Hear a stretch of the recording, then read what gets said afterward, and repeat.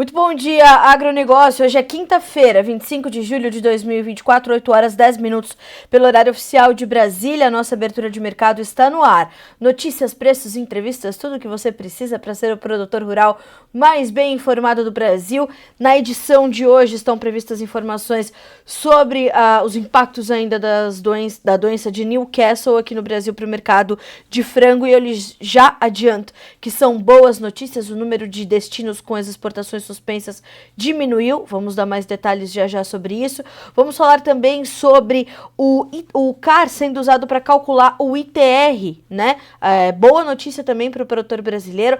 Vamos falar sobre as últimas declarações do ministro Fernando Haddad de que quer se aproximar mais da União Europeia e dos Estados Unidos, embora a China seja um excelente parceiro comercial. Mas será que tem diálogo com os europeus, principalmente quando o assunto são as questões ambientais? A gente vai falar sobre isso. Vamos, claro, detalhar os mercados. Vamos falar também com o Matheus Pereira, diretor da Pátria Agronegócios, já que hoje é quinta, então é dia de quinta com a Pátria aqui no Bom Dia Agro. E claro, as informações vão chegando, vamos atualizar inclusive os detalhes sobre as questões dos conflitos fundiários, as questões indígenas que estão se intensificando nessas últimas semanas. Tudo isso em destaque aqui na edição desta quinta-feira no Bom Dia Agronegócio, onde você sabe antes e primeiro as informações que vão direcionar o seu dia e os seus negócios.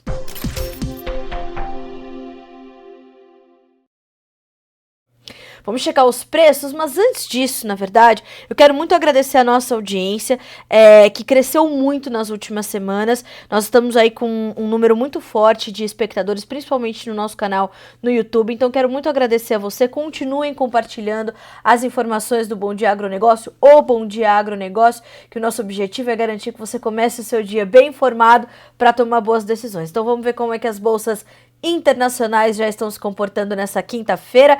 Os mercados por lá já estão caminhando. Para a soja, leve baixa, 0,2% de queda, são 11 dólares e 8 cents por bushel. O milho, 4 dólares e 18, subindo, 0,4%. O trigo tem 5 dólares e 43, 0,4% de baixa. Entre os derivados de soja, vamos também conferir como é que os mercados de farelo e óleo se comportam. Estáveis ambos. O farelo cai 0,09%, 320 dólares e 30 cents por tonelada curta. O óleo de soja, 43 cents mais 91, 0,4% de queda. Então, é um dia bastante tímido para o complexo soja esta quinta-feira. Lembrando que hoje o USDA, o Departamento de Agricultura dos Estados Unidos, atualiza os seus números de vendas semanais para exportação. Ainda tem vindo lentas, né, essas vendas. Vejamos como é que chegam esses números nesta quinta-feira, que vão mexer com o mercado certamente. Bolsa de Nova York, o nosso destaque é o açúcar. O açúcar voltou a subir e sobe forte numa tentativa aí de recuperação de patamares importantes. O açúcar sobe agora 1,4% para valer 18 cents mais 16 por libra-peso. O café, 0,2% de queda, 2 dólares e 30 mais 72 por libra. O algodão, 1% de baixa, 67 cents mais 99 por libra-peso, e é uma trajetória de baixa constante, né? O mercado vem desenhando aí novas perdas para o algodão, perdeu os 70 cents de dólar por libra-peso, perdeu depois os 69, os 68 e agora 67,99. Vejamos se o mercado encontrou um fundo do poço, né? Ou se pode testar preços ainda mais baixos. Vamos começar a checar agora os demais grupos de commodities e a gente dá sequência a essas informações com os preços do petróleo, que hoje caem forte e por isso também ajudando a pesar sobre o mercado ali do algodão, por exemplo. Então, WTI para o petróleo, 76 dólares e 62 centavos por barril, 1,3% de queda. O petróleo Brent, 80 dólares e 64 cents, uma perda de 1,3%.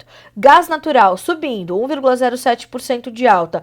Ouro, prata e cobre caem, a prata despenca 4,3%, o ouro perde 1,6%, o cobre 0,4% de baixa nesta manhã de quinta-feira. O dólar index também recua 0,2% de baixa. E nós vamos agora a mercado chinês, já concluídas as suas negociações nesta quinta-feira, levantamento da Agrinvest Commodities e fechamento negativo para farelo, para óleo e para milho.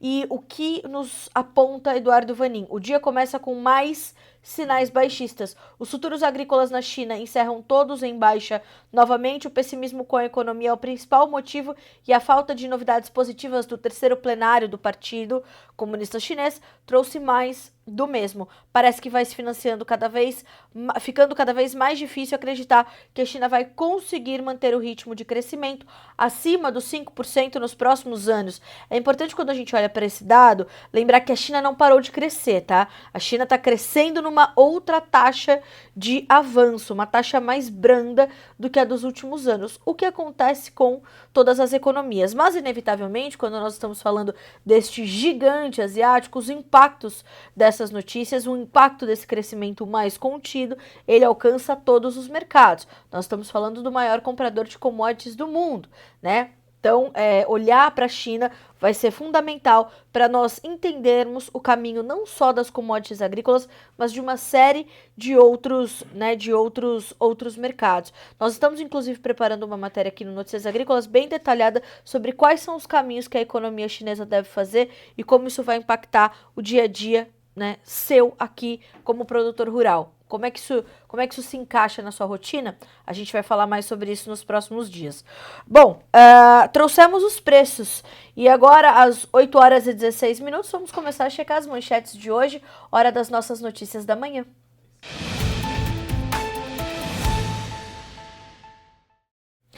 Bom, vamos direto tratar da questão da doença de Newcastle. Acho que é importante nós atualizarmos essas informações, porque, como eu falei, as notícias são positivas. O Ministério da Agricultura reduziu, né, o governo federal reduziu ali o número de destinos que tem as exportações de carne de frango suspensas. E isso é bastante positivo. Somente no Rio Grande do Sul, por exemplo, as restrições caíram de 35 para 8, até porque o Ministério descartou mais 2 casos suspeitos, né, que estavam ali no front, sendo investigados, foram então descartados.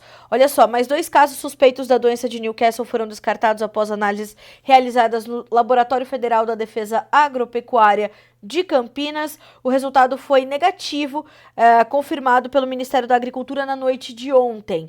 A pasta também reduziu a área abrangida pela emergência zoossanitária para 5 municípios no entorno do local do foco confirmado e atualizou as medidas de autossuspensão das exportações, o que diminuiu de 35 para 8 o número de destinos para os quais todos os frigoríficos do Rio Grande do Sul estão impedidos de vender carnes de aves e subprodutos. Para a China, Argentina e México, as vendas continuam bloqueadas de todo o Brasil, incluindo as plantas naturalmente do estado gaúcho. Os gaúchos também não podem comercializar com Bolívia, Chile, Cuba, Peru e Uruguai, certo?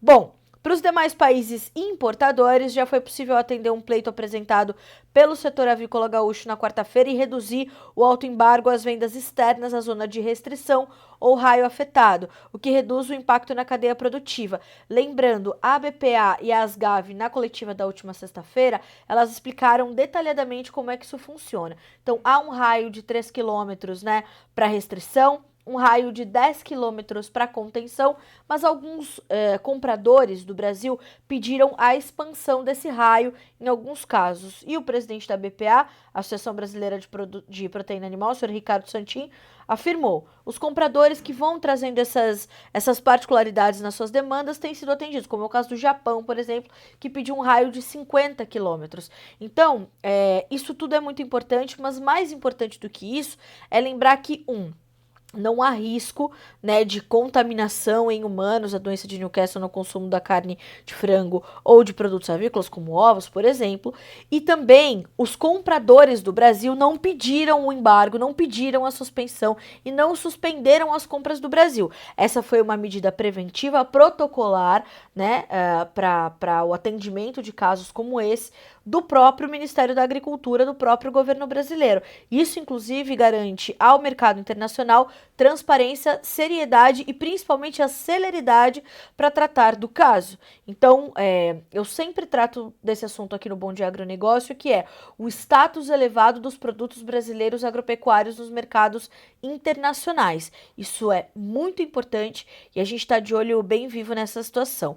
Bom, a União Europeia, ela também diminuiu os seus países ali que podem fazer a Europa de uma forma geral, né, não só a União Europeia, então estamos de olho. O Ministério da Agricultura ressaltou em uma nota que as regras de suspensão são revisadas diariamente, algo que nós também trouxemos na sexta-feira, tendo em vista as tratativas em curso com os países parceiros, nas quais são apresentadas todas as ações que estão sendo executadas para erradicar o foco. A expectativa do governo federal é de que as exportações sejam levadas à normalidade em pouco mais de um mês, né? Nas próximas semanas tudo deve voltar ao normal, a pleno comércio, o frango brasileiro. 8 horas e 21 minutos pelo horário oficial de Brasília.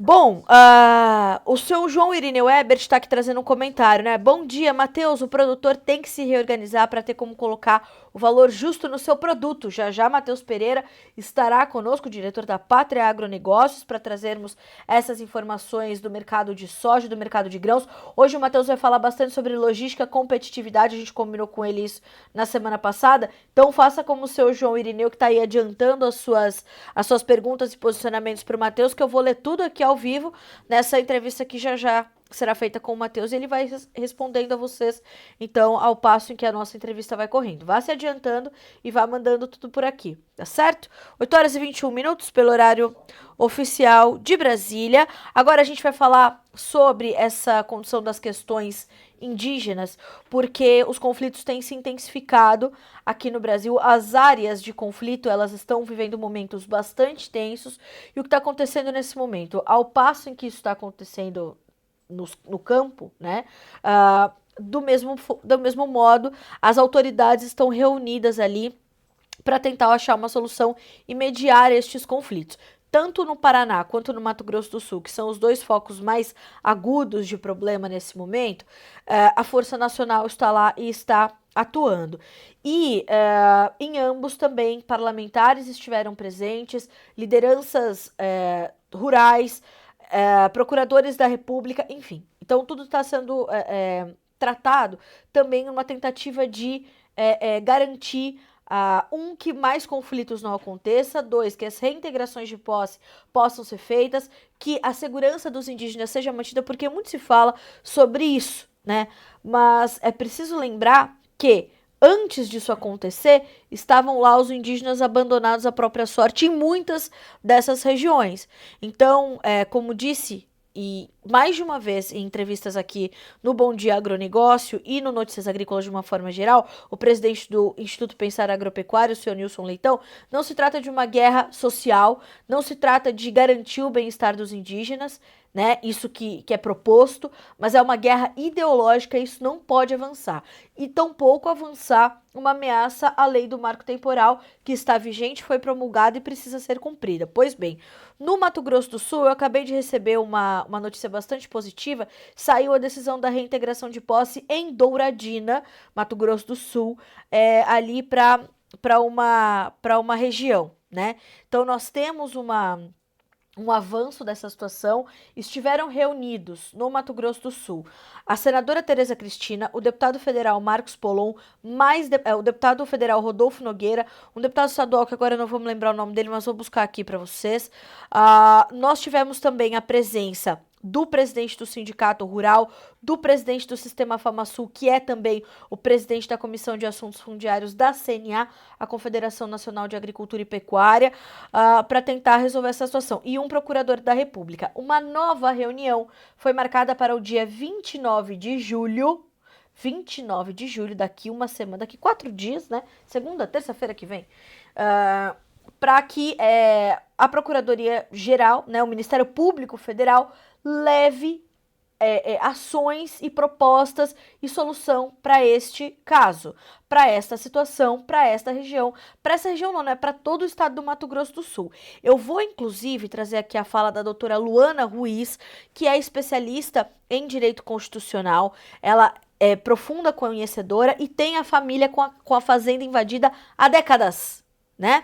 E a doutora Luana, ela traz uma análise bastante objetiva e direta dessa situação, e eu quero trazer então essa análise dela. Ela fala que o pleito dos indígenas na região ali de Douradina, em especial quando a gente olha para uma área chamada Panambi Lagoa Rica, que é a morosidade da justiça em identificar e efetivamente homologar aquela terra como indígena.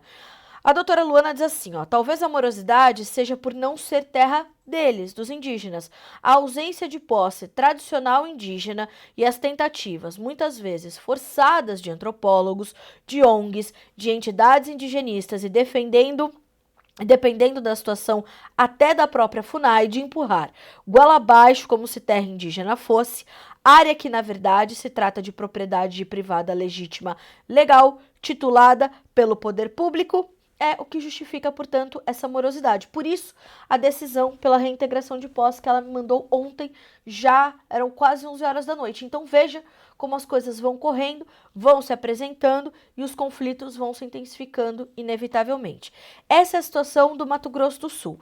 Semelhante à situação do Paraná. Então estiveram reunidos também o deputado Pedro Lupion, que é o presidente da Frente Parlamentar da Agropecuária, representantes da FAEP, a Federação de Agricultura do Estado do Paraná, representantes ali dos produtores e mais de 150 produtores rurais estiveram reunidos com estas lideranças para trazer essa situação. A senadora Tereza Cristina participou por videoconferência na reunião que aconteceu em Guaíra, no Paraná, e ela falou sobre o marco temporal, que não vai, né, os parlamentares não vão arredar pé para garantir que a lei do marco temporal seja cumprida. Nós estamos a todo momento atualizando essas informações aqui no Notícias Agrícolas e você tem relato, tem foto, tem vídeo, tá vivendo uma situação semelhante? Mande isso para nós e a gente vai trazendo para você aqui no Bom Dia Agronegócio todos esses detalhes. São 8 horas e 27 minutos pelo horário oficial de Brasília. Uma outra informação importante, voltando aos mercados, é a questão dos nossos mercados externos e o posicionamento do ministro da Fazenda, o senhor Fernando Haddad. Ele fez uma declaração após um evento paralelo ao G20, né, no Rio de Janeiro, na manhã de ontem, quando ele se reuniu com a secretária do Tesouro americana, a senhora Janet Yellen, e também comentou sobre o encontro. Então ele diz que, embora a China seja uma excelente parceira comercial, ele quer mais aproximação com a União Europeia e os Estados Unidos. Veja, o ministro da Fazenda enfatizou nesta quarta que o Brasil vai manter as fortes relações com a China, mas que busca uma aproximação com a União Europeia por meio de um acordo comercial com o Mercosul e também com os Estados Unidos. Ele fez a declaração durante uma rápida conversa com jornalistas após participar de um evento paralelo ao grupo das 20 maiores economias do mundo no Rio de Janeiro.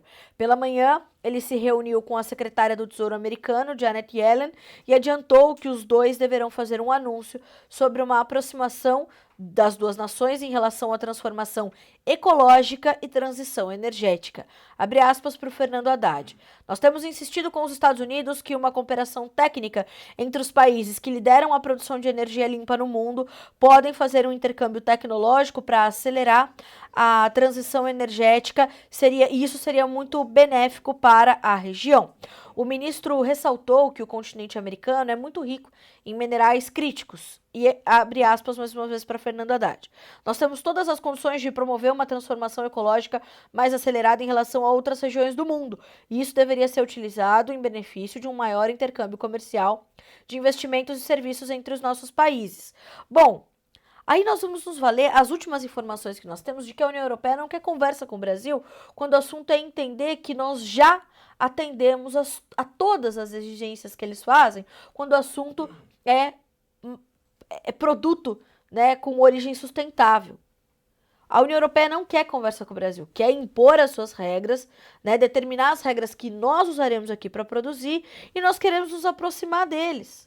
Como? Eles não querem conversar com a gente, né? E ontem, Inclusive, o economista-chefe da Farsul, o Antônio da Luz, ele falou bastante sobre isso aqui, né? Sobre como a gente tenta tanto agradar os outros e tudo aquilo que é feito de bom nesse país não conseguimos vender lá fora. Não conseguimos levar essa imagem lá fora. Eu voltei com essa informação de Brasília da diretora de Relações Internacionais da CNA dizendo o quê? Que a União Europeia senta na mesa com a gente e não quer conversa. Então, a gente vai ter que revisitar essas estratégias, senhor ministro Fernando Haddad. 8 horas e 30 minutos pelo horário oficial de Brasília. A gente vai fazer um rápido intervalo para fazer a conexão com o Matheus Pereira e a gente volta com ele já já na sequência para te trazer mais informações sobre o mercado de grãos aqui no Bom Dia Agronegócio.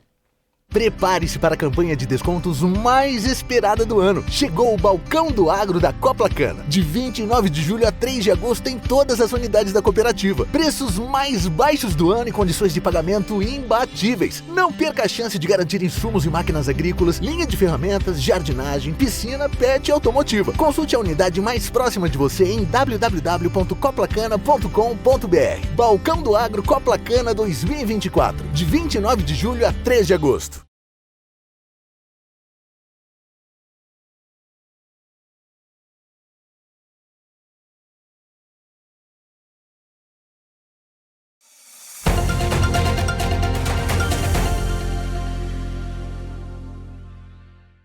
De volta com o nosso Bom Dia Agronegócio desta quinta-feira, 8 horas 31 minutos pelo horário oficial de Brasília. A semana tem sido bastante intensa para o mercado de grãos. A soja teve bastante volátil. Essa semana está combinando ali notícias fundamentais, políticas. Para o milho não é diferente, para o trigo não é diferente, o mercado está bastante intenso. O dólar está subindo forte. Assuntos para a gente tratar no nosso quadro de entrevistas aqui no Bom Dia Agronegócio.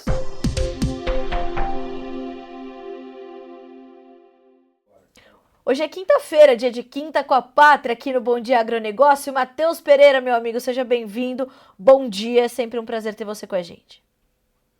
Carla, bom dia a todos que estão nos assistindo. Prazerão tá mais uma quinta-feira braba dessa aqui com vocês, turma. Matheus Pereira, estamos aí vivendo uma semana enlouquecida para o mercado de grãos. A soja tem estado bastante volátil. A última semana começou com o Trump sofrendo aquele atentado, e essa semana começou com o Biden desistindo da corrida presidencial, ao que já era esperado, mas veio a notícia, se confirmou, e a semana vem mantendo essa volatilidade. Hoje parece que o mercado tentando tomar um fôlego. É por aí mesmo que as coisas estão correndo? Exatamente, cara. Assim, a gente tem observado realmente essa maior agressividade do mercado em Chicago, tá? Um mercado internacional que está muito reativo nas eleições presidenciais norte-americanas. Porém, aqui no Brasil, o mercado bem estável, viu, Carla? A gente vê que os prêmios, né, estão fazendo o seu papel de reduzir volatilidade e realmente criar essa percepção real sobre a demanda e a oferta local brasileira, né? Que é nítido, né? Agora, querendo ou não engulam, aqueles que alegavam que o Brasil tinha um potencial de uma produção recorde no país, há uma escassez de soja no nosso país, uma dificuldade de originação do produto. Realmente, os prêmios, né, têm feito o papel de equilibrar toda a volatilidade internacional. O mercado aqui da soja brasileiro totalmente estável, né? Até justificando altas aí nessa semana, mesmo com o Chicago sofrendo essas quedas, né, mais abruptas aí ao longo dos últimos 10, 15 dias. Matheus, isso tende a continuar? O mercado vai ainda olhar para esses fatores e tende a manter essa movimentação, ou tem novas coisas surgindo aí no horizonte que podem trazer uma mudança de rota para as cotações?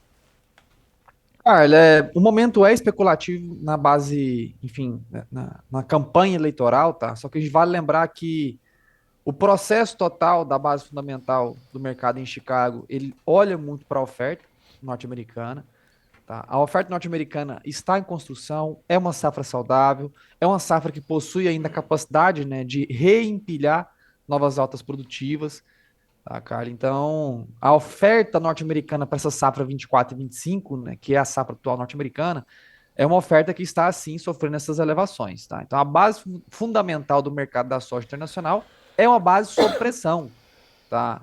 O fator eleitoral na presidência norte-americana, né, ele é apenas um fator temporário, né? A especulação, ela não cria realmente grande fôlego, né, para justificar uma alta duradoura ou uma queda permanente. Então, o que a gente vai observar mesmo é passado, né, essas eleições que percorrem até outubro deste ano, a gente vê que a base fundamental volta a pesar sobre o mercado, que é o que? Uma reconstrução de oferta de soja em todo o planeta para a safra 24/25, Carla. Agora, Matheus, aqui no Brasil, na semana passada você destacou isso, me parece que essa semana nós estamos num movimento semelhante, que é a condição dos prêmios, né? Na última quinta-feira nós falávamos que os prêmios estavam nos melhores momentos do ano ali, para o ano comercial era recorde, na quinta-feira você trouxe essa informação. Como é que essa semana os prêmios estão se comportando, impactando na formação dos preços aqui no Brasil? Carla, batemos mais um recorde de prêmios essa semana, né? Parece que toda quinta-feira aqui tem novidade de recorde, né? Pé quente, A a gente pátria é pé tinha, quente. exatamente, a gente teve ali ontem, Carla, prêmio base setembro Paranaguá, registrando 125 pontos positivos, o maior patamar registrado já para a safra 2024, e também para a safra 2025, o Bases, né? Base exportação, que, enfim, entrou nesse consenso, né? De que seria chamado de prêmio de exportação, porque a gente se habituou, né, com base positivo no nosso país. O 2025, que estava negativo até essa semana, voltou para o campo positivo base Paranaguá, também registrando mais 5 pontos abril, mais 15 maio, mais 25 junho, realmente mostrando que a compradora brasileira não sai do Brasil. A gente ainda continua sendo a principal fonte, né, de fornecimento da oleaginosa e destina à Ásia.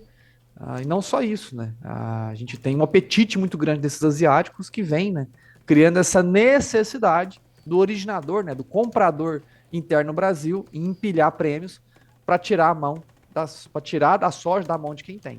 Realmente existe uma retenção, há uma escassez, produto disponível, há uma dificuldade na originação 2025 que força o comprador a empilhar prêmio, né, pagar mais para fazer a compra de soja. Senão, não tem negócio.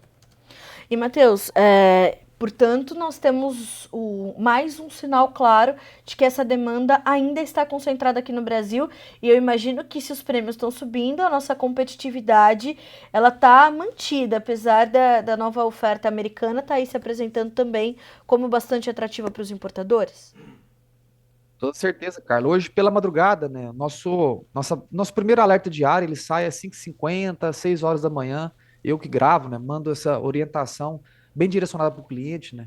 Cliente pátria, e trouxe até o nosso cliente hoje, né? Mostrando a evolução das exportações na atualização da pátria essa semana, né? Estamos lá com 82,35 milhões de toneladas de soja já compromissada para exportação, que é 2% acima do ano passado. Ano passado, que a gente encerrou o ano com mais de 102 milhões de toneladas exportadas de soja, o maior volume da nossa história. Tá? E neste ano safra 2024, mesmo com 10, 11, quase 12 milhões de toneladas a menos de soja disponível, colhida no Brasil, estamos com ritmo de exportação superior ao observado no ano passado. Então, assim, é bom esse mercado hoje, né, mostrar realmente toda a realidade, né, que a gente vem se empenhando em criar conscientização já desde o ano passado, né? Quando ainda muitos se insistiam que demanda chinesa iria desacelerar, que a safra brasileira era um recorde e que agora é nítido, né? É incontestável, tá? Que existe uma demanda agressiva da China. Para com essa balelinha de toda vez falar que China vai desacelerar o consumo.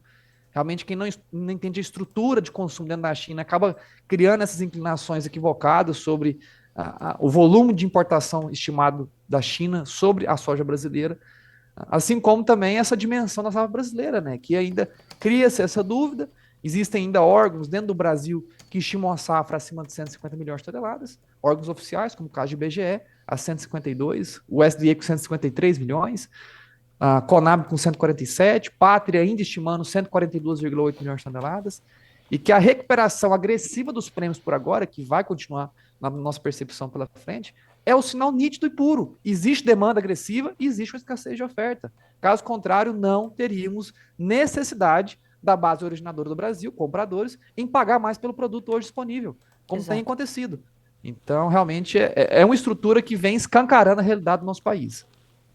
Matheus, Do mesmo modo, nós temos o dólar voltando a subir de forma agressiva, voltando a flertar ali com 5,70. Ontem fechou com mais de 1% de alta. Quando a gente olha para essas pontas que formam o preço da soja no Brasil, é um momento de oportunidade que está se apresentando, principalmente porque agora nós temos não só esse movimento dos prêmios, mas também o movimento cambial voltando a... Já estava alto, né? Mas voltando a testar patamares ainda mais elevados? Exatamente, cara. O dólar também tem sido aí realmente um grande pilar, né, de sustentação aos preços da soja interna no Brasil. Ele vem sendo ali um grande fator, né, de reequilíbrio aos preços internos aqui no nosso país. Tá? Dólar que vem nessa tendência altista, precificando todo esse desajuste, né, fiscal, político da nossa administração em Brasília. Realmente um ponto que a gente talvez alerta que todas as quintas-feiras, né, e no passado eram até taxados aqui de talvez equivocados, o que agora também fica incontestável, né? Não existem hoje, né, bons analistas que ainda defendem essa percepção de que o governo de Lula consegue criar uma gestão eficiente ao nosso país, né? Então, todo esse desajuste fiscal e político em Brasília é o fator de sustentação de altas, tá? Não é mercado internacional que impacta internamente no Brasil, quando o fator é câmbio, tá? O problema do câmbio dentro do Brasil é o próprio Brasil. Infelizmente, né, continuamos sendo ali a lanterna da lanterna no fluxo de investimentos internacional de grandes fundos investidores. Então, o Brasil ainda é o país que mais perde, né, grandes investidores no planeta. É algo que eu sempre comento nas minhas palestras, mostro na prática, não é bandeira ideológica aqui, é bandeira prática sendo mostrada. O Brasil, em 2024, é o país que mais perdeu investidores de todo o planeta, Carla. E olha que tem muito conflito aí pelo mundo, geopolítica toda conturbada na Ásia, na Europa, em partes do norte da África, e ainda assim o Brasil, né, não vive nenhuma crise humanitária, não vive mais uma crise sanitária, mas sim vive uma endemia política, assim dizendo, que vem afastando cada vez mais, né, o investidor em ter segurança, em alocar recursos dentro do nosso Brasil. Enquanto a gente tiver evasão, Carla, dólar segue a sua tendência de novas altas. E é interessante, Matheus, porque nessa semana a gente estava. O noticiário mostra, né, que realmente a equipe econômica do país ela não tem uma estratégia clara e definida do que vai ser feito. Se a gente olhar, por exemplo, para a situação do Rio Grande do Sul, são 90 dias, né, daquele povo desassistido, Matheus. Né? Por Cara, quê? Pois não, por favor, fique à vontade. não, eu só ia complementar que não tem e nunca teve, tá? Todo o joguinho que a gente vê, né, realmente dessa mídia partidária, assim dizendo, né, tentando reconstruir a imagem do governo hoje, é apoiado, né, em promessas que nunca foram sequer colocadas em prática. Enquanto a gente tinha, né, no governo passado, agendas reformistas sendo pautadas a cada trimestre, aqui no Brasil a gente já completa um ano e meio desse atual governo e nada foi apresentado de concreto realmente para a realocação econômica do Brasil pós-Covid. Nada foi apresentado. É promessa daqui, é promessa dali, é o que realmente esse governo se apoia, né, em falar muito e em agir pouco. Então, infelizmente, não tem agora e nunca teve. Então, assim, e nem acredito que terá, viu, Carlos? Infelizmente, a ideologia tomada em Brasília hoje com esse novo governo, ela não permite, né, com que pessoas centradas, pessoas realmente que olhem mais para uma economia ortodoxa, uma economia mais conservadora, de terem voz, né, realmente para representar papéis, né, ou projetos interessantes, ou enfim, que sejam necessários ao nosso Brasil. Então, infelizmente, não tem por agora, nunca teve, e eu acredito que infelizmente não terá por agora, cara. E enquanto isso, eu falei sobre isso, inclusive, há pouco antes de você entrar conosco aqui no Bom Dia Agronegócio, sobre o Fernando Haddad, ministro da Fazenda, querendo se aproximar da União Europeia e dos Estados Unidos. Dos Estados Unidos até faz algum sentido para mim, agora da União Europeia, que não quer conversa com o Brasil, enquanto a China está dizendo, a China, o Oriente Médio, a Ásia de uma forma geral, e o Oriente Médio dizendo, olha, nós precisamos comer, e nós sabemos das boas práticas, nós sabemos da responsabilidade com as quais vocês produzem. Mas a gente quer se aproximar da União Europeia, Matheus. Isso aí é um fator de discussão também que eu sempre entro, quando eu entro em palestras, né, falando sobre essa representação do Brasil mundo afora, né? Hoje a gente vira cachorro de quem só quer mandar, enquanto que o nosso cliente, do outro lado do planeta, né, precisa, demanda e nem sequer cria restrições sobre o nosso produto. Hoje, quem vem aqui tentar levantar a bandeira ideológica dentro do Brasil são simplesmente, né, nossos principais concorrentes pelo mercado asiático. Nem sequer são os nossos clientes, nem sequer são os nossos consumidores, nem sequer a gente tem realmente uma balança no agronegócio favorável ao nosso setor.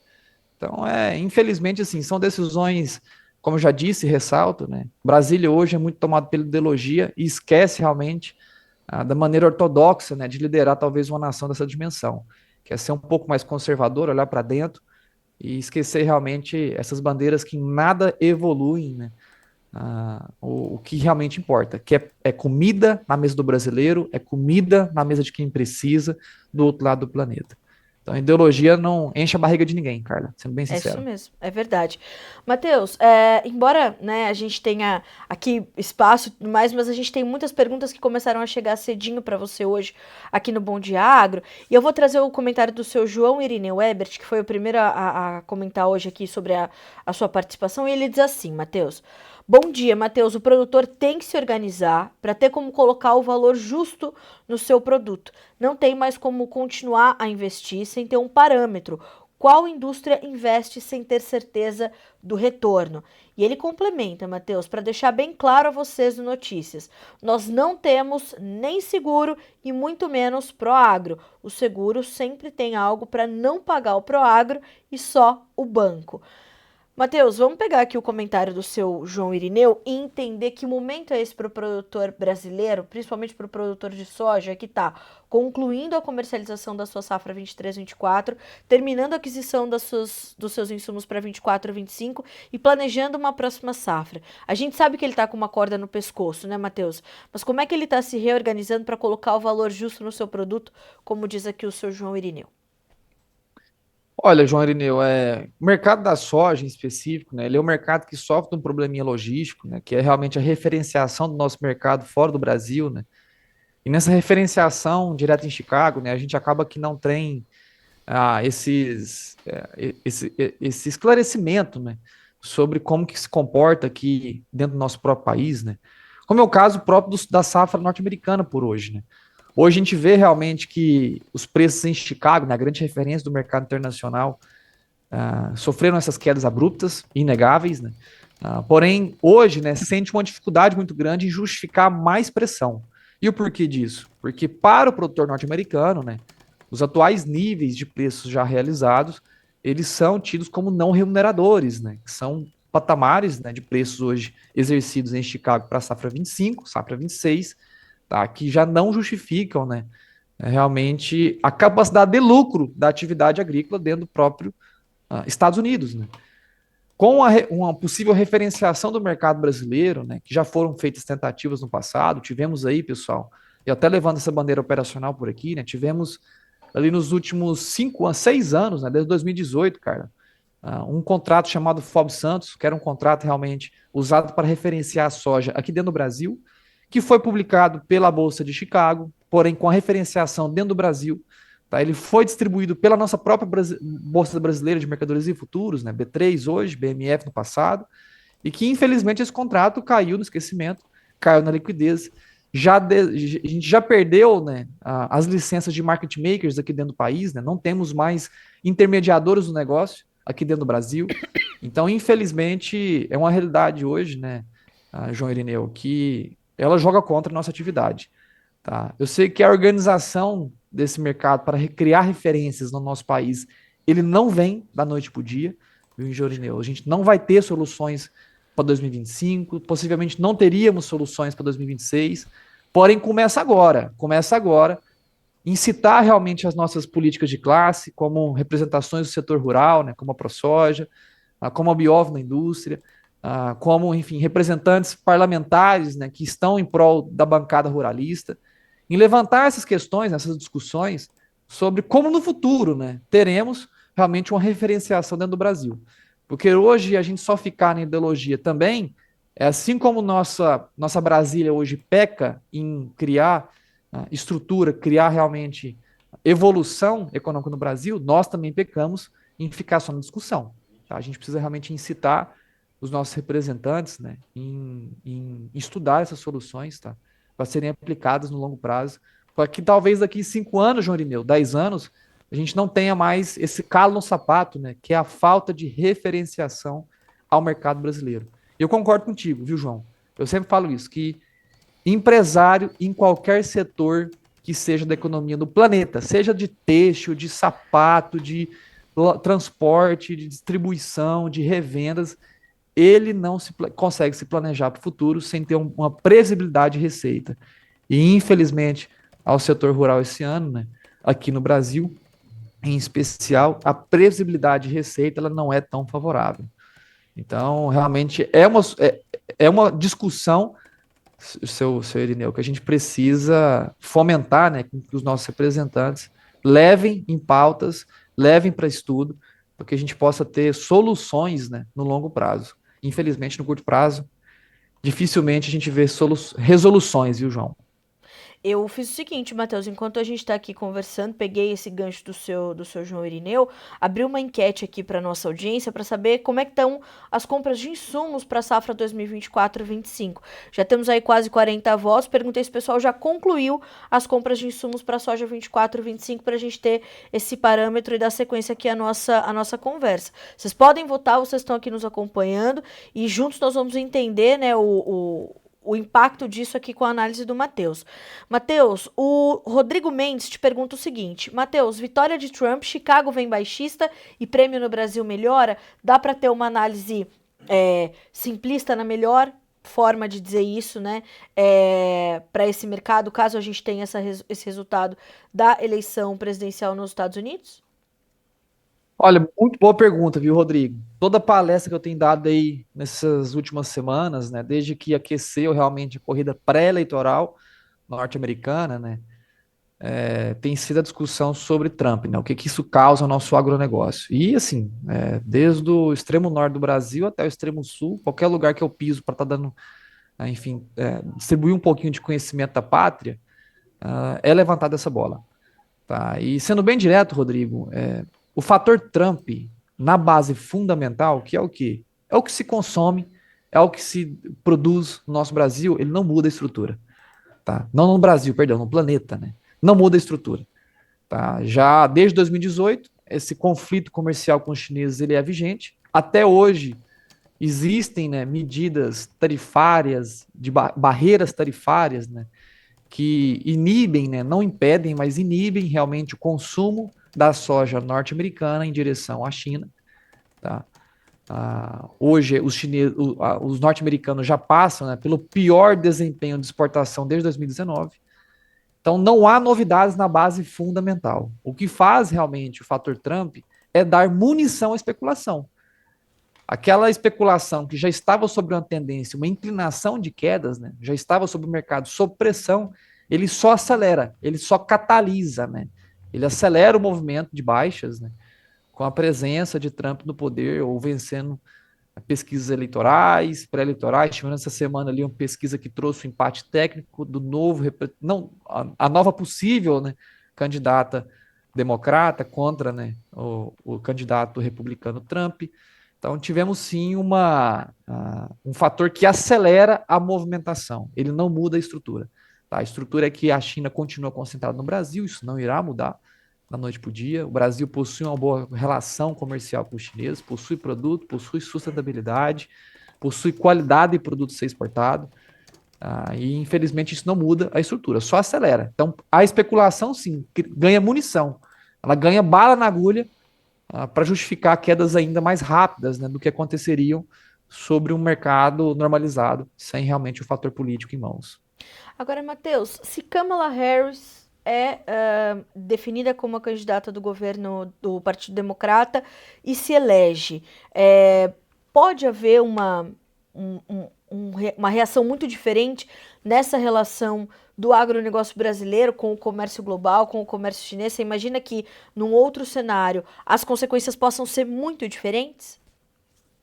Cara, na base fundamental, mais uma vez, a gente não acredita em qualquer alteração do consumo chinês focado aqui ao Brasil, tá? Certo. Kamala Harris ganhando cria, né, mais uma vez, momentos especulativos, né? Cria essa percepção de que democratas, né, que levantam muito a bandeira das fontes de energia renováveis, né, como é o caso de biodiesel, de soja, de óleo de soja, como é o caso de etanol, de milho, né, enquanto que o Partido Republicano de Trump, né, é um partido mais alinhado Uhum. realmente com os primórdios da base da econômica norte-americana, que se pisa, né, se respalda muito em matérias-primas não renováveis, né, como é o caso de combustíveis fósseis. Então, a possível vitória ou a intenção de voto aumentando para Kamala Harris, que ainda não é a candidata representada por democratas, ainda vai ter convenção no começo de agosto, mas tudo indica que sim, todos os principais, né, delegados democratas já mostraram, né, apoio realmente a Kamala Harris, né, vice de Biden, e que não mudaria a estrutura fundamental, mas no curto prazo, tá, no curto prazo justificaria sim um certo ânimo, né, especulativo que deve ser tido como base de oportunidade de vendas. Tá? A qualquer momento a gente vê realmente um Chicago se recuperando, né, precificando uma possível vitória democrata e criando esse ânimo, né, em relação a energias renováveis, criando esse ânimo em relação à relação comercial com China. É importante, né, para quem esteja nos assistindo, aproveitar esse momento de alta como oportunidade de venda, tá bom? Porque nós enxergamos que na base fundamental nada altera, tá? Sempre vale lembrar, base fundamental é o horizonte do mercado. A base especulativa são os diários, né? As oscilações de curto prazo. Tá bom? Então, é necessário sim ser aproveitado a qualquer momento ali de euforia no meio do caminho. Estamos de olho. Matheus, tem uma outra pergunta importante aqui para ti, que é a seguinte: é da Ângela essa pergunta, que ela diz assim: ó, o que os prêmios impactam para a formação dos preços nas cooperativas, já que aqui no norte do Paraná tem dado uma diferença como 21 a 22 reais em relação ao porto. Não só o prêmio vai impactar, mas também a condição das despesas logísticas, né, Matheus? Olha, Ângela, muito boa pergunta, tá? O Paraná, ele vem nos últimos 2 anos sofrendo realmente com uma logística problemática, assim dizendo, né? É um mercado hoje dentro do Paraná que está talvez a 1/3 de distância de Porto, que hoje, enfim, tem preços parelhos à região central brasileira, no caso de Goiás. Hoje, ofertas do grão disponível em Goiás são semelhantes, quase idênticas às ofertas do grão disponível dentro do estado do Paraná, que está aí a 1/3 de distância da base portuária. Tá? Então, sim, as cooperativas, né, acabam sendo não forçadas, mas por um mecanismo natural do mercado, né? Quando o prêmio sofre essas reações positivas, né, acabam tentando realmente repasse ao mercado doméstico. Só que, cara, Ângela, existem também os prêmios regionais, né? A regionalização do mercado, que é o quê? Quando há realmente na tua região, em especial no norte do Paraná, talvez sofrendo de um excesso de produto disponível, né? Acaba que aquela compradora local ela não tem a necessidade realmente do repasse total integral ao produtor rural naquela região, porque ainda há excesso de produto disponível. Tá? Então, essas regionalizações também elas são comuns. Tá bom? A gente vê o mercado como um todo, né, sofrendo esse ânimo, criando realmente essas altas, né, em média em todo o Brasil. Porém, há regiões, micro-regiões do Brasil, que esses repasses não são integralmente ofertados ao produtor rural, porque há ainda, né, nessas regiões, macro ou micro-regiões, um excesso ou escassez do produto que justifica ou um repasse mais agressivo ou até uma absorção, assim dizendo, desse repasse das altas dos prêmios, tá? Então, regionalização é natural, é o jogo sendo jogado, pessoal. Não há culpa de ninguém. Eu rodo todo esse Brasil, encontro, enfim, cenários logísticos ali extremamente conturbados, problematizados, que ainda carecem, né, de muita evolução. E isso até me alegra bastante. Se o Brasil é o que é hoje, uma potência, um celeiro mundial de grãos, com tanta escassez logística no nosso Brasil, imagina daqui 10, 15 anos com governos que olhem mais para o nosso setor interno, esquece da bandeirinha ideológica e olhem mais para a economia. Imagina o tanto que a gente vai estar grande, né, realmente fornecendo ainda mais alimento com eficiência a todo o planeta. Né? Então, sendo bem objetivo, Ângela, regionalização ela impacta sim, tá? Teria que entender mais aonde você está especificamente no Paraná para entender o quanto desse repasse da alta dos prêmios ela é colocado na tua mão, tá bom? Essa semana, Matheus, nós recebemos aqui o presidente da Abramilho, o seu Paulo Bertolini, falando sobre a questão da armazenagem. Como o Brasil precisava investir pelo menos 15 bilhões de reais por ano em armazenagem para que nós pudéssemos acompanhar a evolução do crescimento da nossa produção, né? Pelo menos isso. Os recursos que foram alocados no Plano Safra para armazenagem foram insuficientes, né? As taxas de juros ainda são elevadas e a condição da armazenagem ela é um elo bastante importante na cadeia logística quando a gente pensa num país desse tamanho, né? Toda certeza, Carla. Quando a gente fala talvez da soja, né, a gente cria talvez esse sentimento ufanista, patriotista, né, patriota, né, de que o Brasil é o maior produtor de soja do planeta, é o maior produtor, é o maior exportador, estamos ali, enfim, superamos os nossos principais concorrentes norte-americanos, né, Estados Unidos. Só que a gente vai ver a produção total de grãos secos no Brasil, né, a gente nem chegou ainda próximo aos 400 milhões de toneladas de grão produzidos de grãos secos, tá? Que vai desde a soja, milho, centeio, arroz, trigo, né, sorgo. A gente nem chegou ainda próximo aos 400 milhões de toneladas, que é o que os Estados Unidos produzem somente de milho, tá? Sem falar dos outros grãos secos, que totalizariam, né, quase 750 milhões de toneladas, quase o dobro da produção total de grão seco do Brasil. E hoje, né, a capacidade estática de armazenagem dentro do território norte-americano, ela supera em 60% a produção total de grão seco. Ela já ultrapassa quase 1 bilhão de toneladas. 1 bi, falei com B, viu, pessoal? Os Estados Unidos possuem mais de 1 bilhão de toneladas de capacidade de armazenagem estática, tá, dentro do seu território, enquanto que o Brasil sofre de um déficit, né? A gente não chegou nem aos 400 milhões ainda de toneladas totais, né, capazes de serem armazenadas em armazéns estáticos no nosso Brasil, né? A gente, na verdade, está com déficit, né? Quase 150, 160 milhões de toneladas, se eu não me engano. Então, o Brasil tem muito a evoluir. E essa evolução traria um pouco mais de conforto à base produtiva, traria mais amenização das tendências sazonais, né? Que é o que? Época de colheita, os preços no Brasil tendem sempre a quedas agressivas, né? E aí que junta aquele tanto de urubu na carniça, justificando que os preços vão cair ainda mais, criando terrorismo. Normal, todo ano a gente escuta os mesmos urubus cantando a pedra, né? É E verdade. se a gente tivesse realmente mais capacidade de armazenagem no Brasil, a gente não teria essa necessidade de colher e vender com urgência por falta, né, de logística, de escoamento ou de armazenagem no nosso Brasil. Então é algo também a ser discutido, voltando lá na pergunta do João Irineu, né? É algo que deveria ter sido colocado em pauta por agora, porque daqui 5, 10, 20 anos a gente tenha soluções, né? Nada que também se resolva de um ano para outro, infelizmente.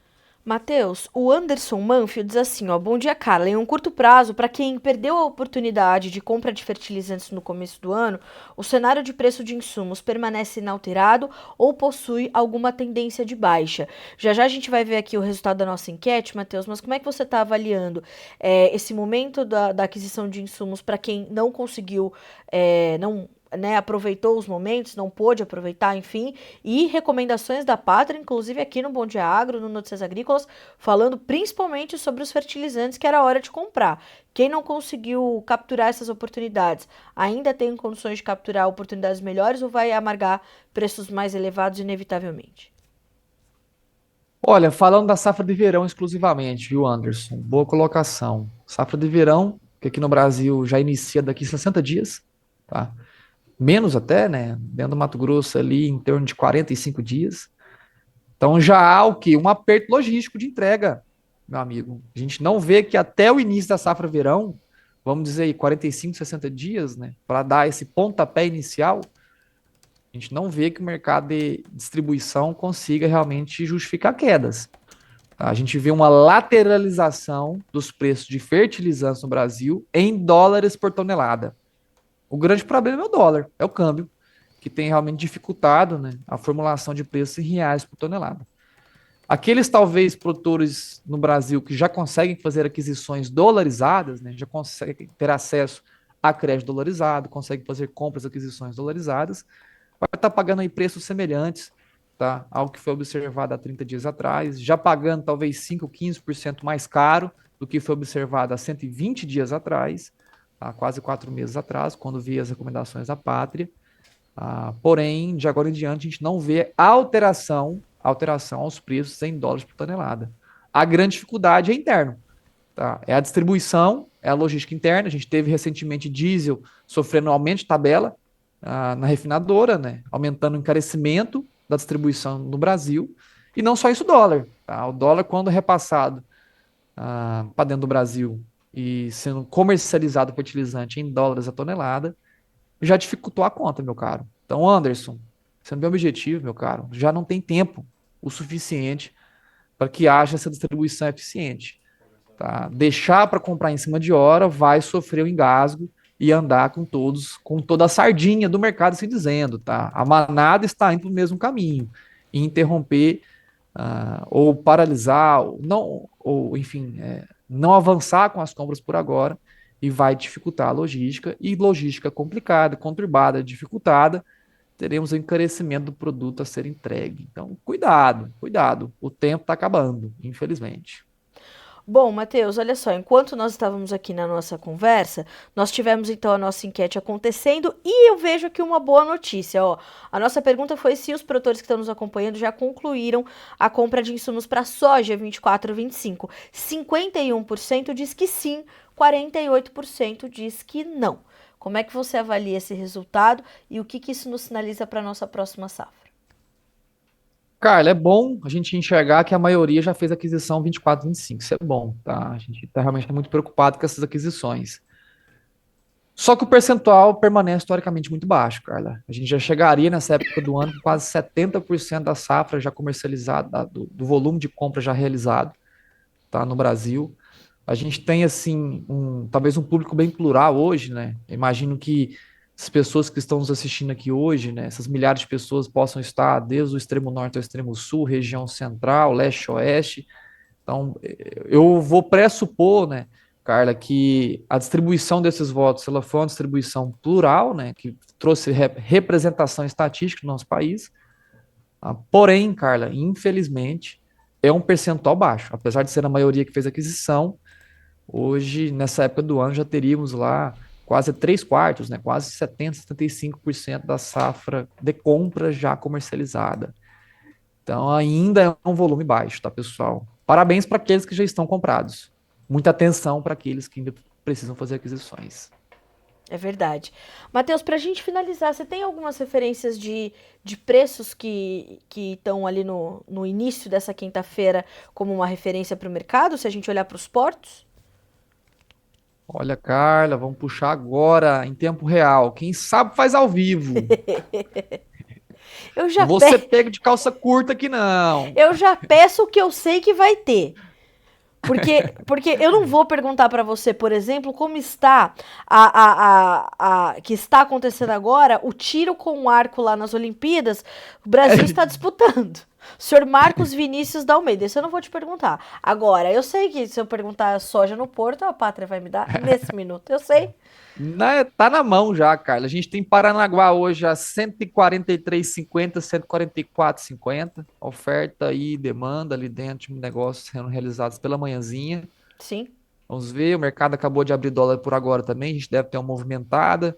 A gente tem Santos hoje a 145,50, 146,50, um pouco melhor, realmente, por logística um pouco mais desafogada. Temos hoje disponível Mato Grosso do Sul Dourados a 130, temos hoje Goiás Cristalina a 125, Mato Grosso, Rondonópolis. Olha que interessante está acontecendo em Rondonópolis, pessoal, uma praça que descolou do restante do mercado. Lembra da pergunta que a gente teve da Ângela, se eu não me engano? Foi a Ângela que participou aqui dessa regionalização do Paraná. Dentro do Sim. Mato Grosso hoje a gente tem uma grande regionalização, que é o mercado de Rondonópolis, né, que é um mercado que sofreu muito com a seca e calor esse ano, tem um desabastecimento, tem uma indústria consumidora muito agressiva e que hoje Rondonópolis, né, paga aí cerca de 5, 6, até R$ 7 acima do Sorriso, que está pagando Rondonópolis hoje a 132, Sorriso hoje a R$ 124, Nova Mutum também 124. Regionalizações, pessoal, dentro do maior estado produtor do nosso país e do planeta, né, de soja, temos ali uma regionalização de uma oscilação de quase R$ 7 por saco dentro do mesmo estado. Sim. Temos Rio Grande do Sul a 138, agora em Passo Fundo. Londrina a 136, Cascavel 134, Ponta Grossa 140. Então, realmente, assim, o mercado que ele já saiu desse fundo do poço, e tá, assim, um mercado um pouco mais animador, né? Para quem ainda tem grão disponível em mãos por agora. Bom, excelentes indicativos. É um preço, hein, Matheus? É um cenário de preço para considerar, hein? Exatamente, Carlos, exatamente. Quem tem produto em mãos, considere ali a venda, a proteção, saiba realmente gerir agora o que você tem em mãos, meu caro. Não vamos ficar com aqueles patamares psicológicos na cabeça, tá? Sempre a gente vê aqueles patamares psicológicos. 2 anos atrás foi a soja de R$ 200, a promessa de muitos que nunca vieram, tá? Que são ali os psicólogos de produtores rurais. Eu sempre falo, eu também sou produtor, cara. Eu queria toda vez escutar que a soja vai subir, subir, subir, subir, subir. Como tem gente aí que relógio quebrado só fala que soja sobe, tá? E que criaram essa esperança 2 anos atrás, a soja de 200. O ano passado foi a soja de 150, tá? Que realmente criou essa expectativa, esse patamar psicológico, né? Vamos esperar os 150, nunca chegou. Cuidado em 2024 com patamares psicológicos, tá? Faça conta, tá? Quer entender talvez um pouco mais, vale a pena ou não fazer a venda? Procura a Pátria, tá? Mateus.patria, meu Instagram, patria.agronegócios. Acesse nossa rede social ou nosso site, patria.agr.br. A gente consegue desenhar, né, estratégias de venda para ti. Tá no momento certo de venda na tua região? É isso que a gente faz no dia a dia. É entender o mercado, criar recomendação direta objetiva. Tá na hora de comprar ou não? Tá na hora de vender ou não? Então, esse é o nosso papel aqui, 24 horas por dia, 7 dias por semana dentro da pátria, cara. Meu amigo, eu quero muito te agradecer mais uma vez por estar conosco em mais uma Quinta com a Pátria aqui no Bom Dia Agronegócio. Sempre, né, como eu falei, hoje eu já comecei agradecendo a audiência, a gente triplicou a audiência do Bom Dia Agronegócio essa semana. E eu vou fazer o seguinte, Matheus, eu vou te dar uma semana para você acompanhar a primeira fase, portanto, do rugby masculino nas Olimpíadas. Hoje é Samoa e Quênia, Argentina e Austrália. Aí semana que vem, no final da entrevista, eu vou te perguntar desse resultado. Aí vamos ver. Eu não sei nem como é que é um rugby, eu não sei nem para onde que vai um rugby. Você, Eu sei que tem você uma bola tem no meio uma lá, não sei como é que joga aqui semana. não. Você tem uma semana. Daqui você já bota ali no seu celular Samoa e Quênia para acompanhar nessa quinta-feira. Não, me pergunta de futebol. Eu luto também Muay Thai, já lutei outras lutas marciais também. Me pergunta de como uma cerveja boa. Esses treinos eu dou conta de entender. Tudo bem, eu vou te dar esse boi. Uma semana, hein, meu amigo? Uma semana. Matheus, muito Tá bom, tá obrigada, bom. viu? É sempre bom ter você com a gente aqui no Bom Dia Agronegócio. Quinta-feira tem mais. Obrigada, meu amigo. Um abraço para você e para todo o time da Pátria. Abraço, até logo, fique com Deus. Tchau, tchau. Amém, vocês também. Tchau, tchau. 9 horas e 12 minutos. Eu vou direto também pro comentário do seu João Irineu, que ele faz um. Ele traz aqui um ponto muito importante. Eu vou contextualizar, viu, seu João Irineu? Ele diz assim: Matheus, o Sul não tem como planejar, porque nós ainda estamos à espera do governo em relação ao endividamento para primeiro resolver o dia de hoje. O senhor tem toda a razão. Seu João, ontem nós entrevistamos aqui o economista-chefe da Farsul, o Antônio da Luz, que falou sobre como os agricultores estão ainda sofrendo com essa falta de clareza sobre o que vai acontecer com o agronegócio gaúcho.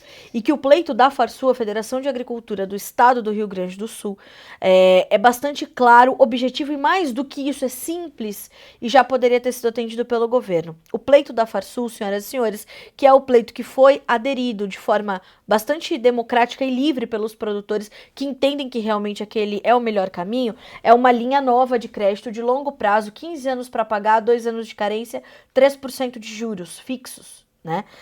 E esse 3% de juros é ali a base do CME, do Conselho Monetário Nacional, que vai ser repassado ao Banco Central em função da inflação, que é a meta do CMN. Então, este é o pleito da Farsul. A Farsul, inclusive, seu João, mandou uma minuta, né, de medida provisória, como deveria vir essa linha de crédito para o produtor gaúcho, para atender as demandas de vocês que são conhecidas pela federação. Né?